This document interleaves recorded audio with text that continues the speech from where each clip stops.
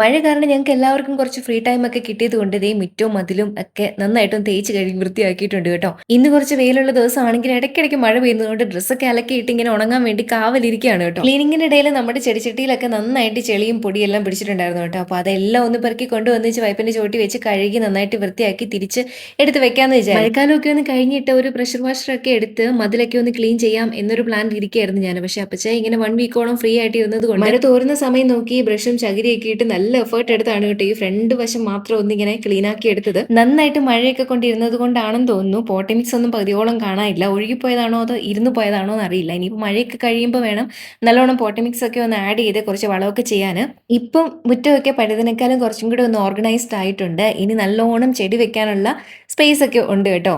നമ്മുടെ ഷെഡിലിരിക്കുന്ന ചെടികളൊക്കെ മഴ കഴിഞ്ഞിട്ട് വേണം ഒന്ന് ഇങ്ങോട്ടേക്കൊക്കെ ഒന്ന് എടുത്ത് വെക്കാൻ. ഒരുപാട് ഐഡിയാസ് ഒക്കെ മനസ്സിലുണ്ടെങ്കിലും അത്ര പെട്ടെന്നൊന്നും പ്രാക്ടിക്കലാക്കി എടുക്കാൻ പറ്റുന്നല്ലോ. പതുക്കെ പതുക്കെ ഓരോന്ന് ചെയ്തെടുക്കണം. ഇപ്പൊ എന്തായാലും ഇത്രയൊക്കെ ചെയ്തത് കൊണ്ട് വീടിന് പുറത്തിറങ്ങി വെളിയിലേക്ക് നോക്കുമ്പോൾ ഒരു പോസിറ്റിവിറ്റി ഒക്കെ ഫീൽ ചെയ്യുന്നുണ്ട്.